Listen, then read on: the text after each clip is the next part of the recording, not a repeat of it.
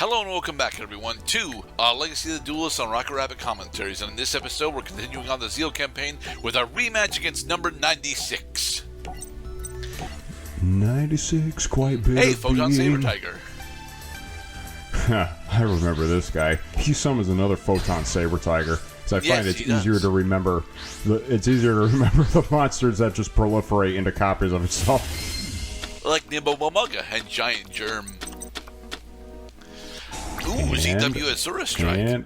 Now, if only we actually had the ability to go into Utopia and bring out Azura Strike immediately, Mr. Cloud. Wouldn't that have been something? Yeah. We're gonna get lots of Utopias this game. Allure of Darkness, Banishing, Evil Hero, Infernal Prodigy. Oh, look, the Giant Germ. Speak of the devil. Ooh! Rank up Magic Numeron Force. Cool.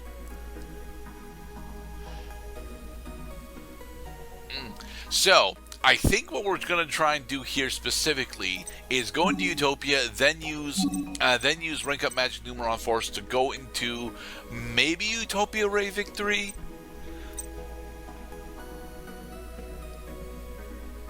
Yeah, because I don't think we actually have Utopia Ray V right now, do we? We got a bunch of level 4 monsters. You know what a level 4 monster is not? It is not a level 5 monster. This is very true. And this is a good thing, because Yuma couldn't actually use level 5 monsters. Behold, the Utopia once again, because every duel with Yuma he summons Utopia. The Dark Magician has returned. And now he is going away so that we can go into Utopia Ray Victory. Nice. Utopia Ray Victory is arguably Yuma's literal best Utopia evolution that he gets during the course of this game. However, there are actually better Utopia monsters than Utopia Ray Victory. Here, let's just smack the crap out of him real quick.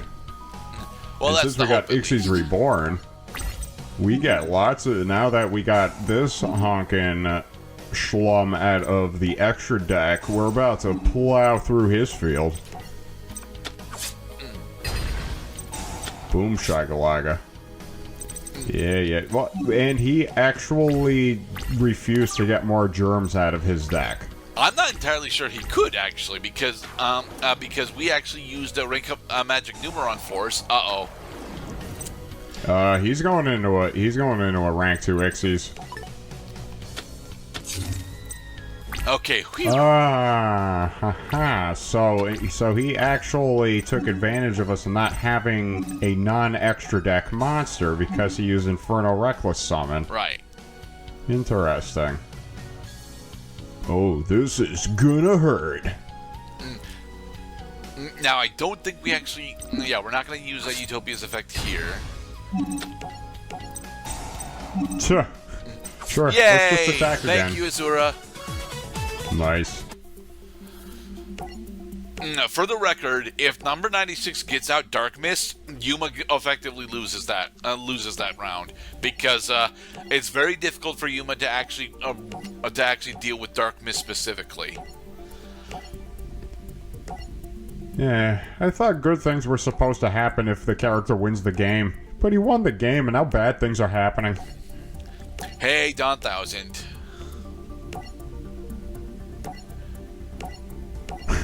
More numbers. Yes, Don 1000 is actually absorbing the powers of the number monsters that we failed to collect. So, I guess he's the sum of their parts. I mean, kinda. Triple Umbral Horror Ghost. Waha. All right. Go back down to the bottom. I'm counting right now, actually, because I'm trying to figure out where my recording session is going to end. Clash of the Emperors. Yeah, Ray, Rio, and Shark all show up. We're Nash adding up to something wonderful Behold! here. Oh, Jesus Christ. Garrick, the ultimate Barian warrior. And Vector, the guy who uses umbrals. And Marin, who is Rio. Yeah. I don't remember who Dumont's human form is, actually. These are my generals, and then the main characters beat the generals. No. We are having a strategy meeting over how to actually deal with the Barian Emperors. And Astral's like, we really shouldn't be fighting the Barian Emperors. We should go after Don Thousand instead. Especially because Nash is still actually has a majority of his humanity intact, so he's very conflicted about being a Barian Emperor. So this duel happens where Nash fights Vector.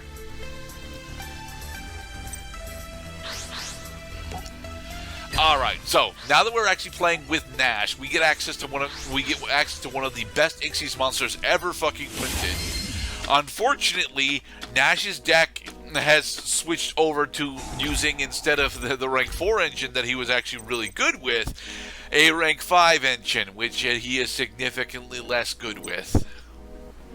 Because in Yu-Gi-Oh, if you have a level 4 or lower monster, you can summon it. You can normal summon it without tributing.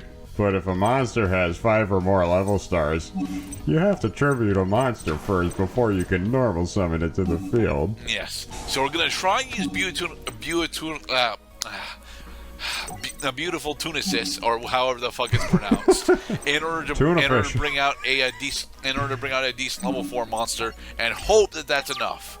It is not, because Vector, despite the fact that he actually has a worse archetype than we do, has got better combo plays than we do. The Umbral Horrors are honestly an interesting archetype. Yeah. Vector's primary number is in fact Ragnar Zero. His other one is actually Masquerade.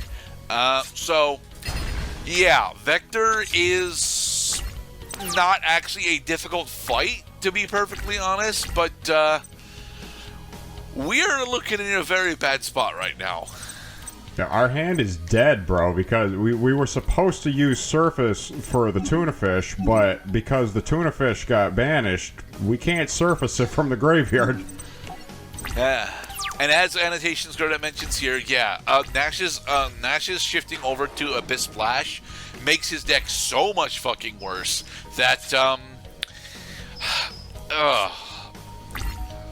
this is not a fun duel for me. It really isn't. I love Nash, to be perfectly honest. I think that Nash, very specifically, is actually not only the coolest of the Barian Warriors, but he's like the second coolest of the characters in all of Zeal. And he gets access to what is literally one of the best Ixies monsters ever printed.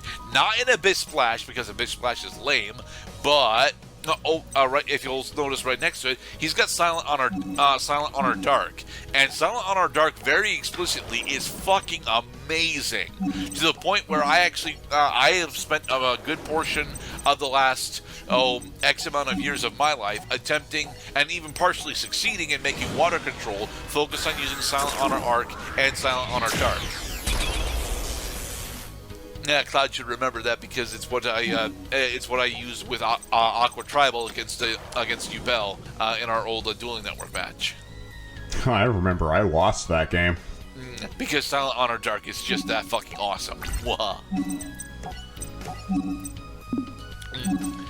Attack Archery and Cavalry.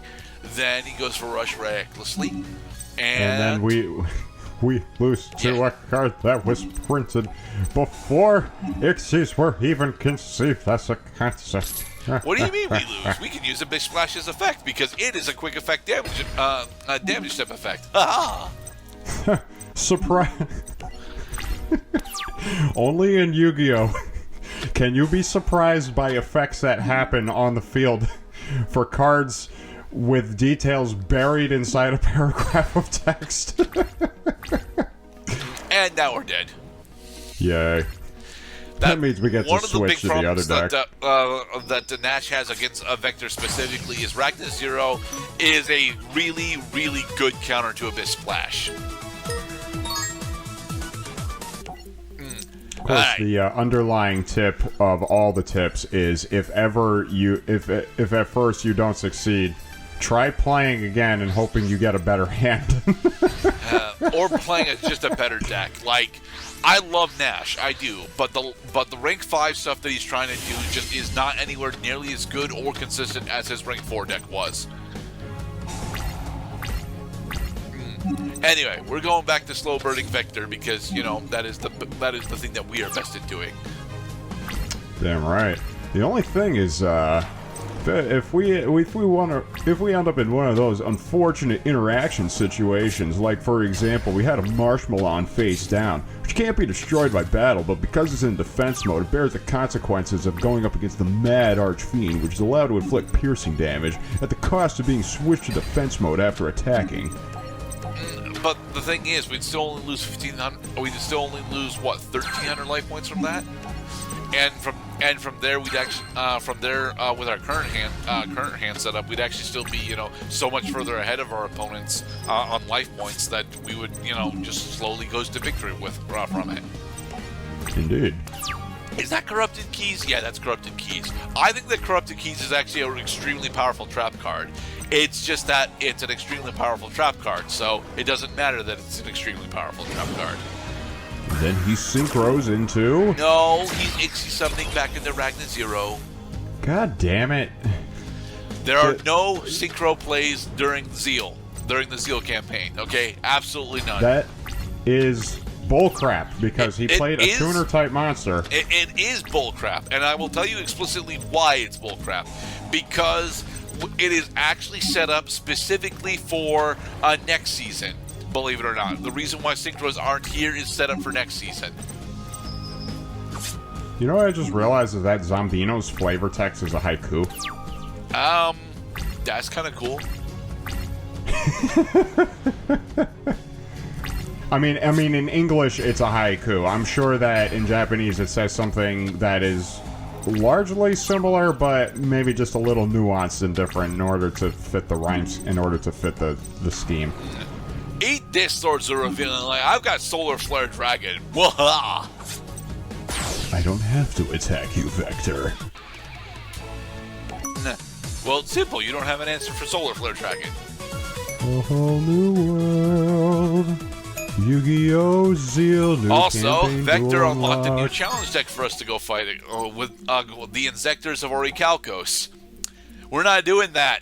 No, I am not dealing against. I'm not fighting Inzectors that are powered up by the Seal of Orichalcos. Fuck that. And now Dawn 1000 has 8 Vector.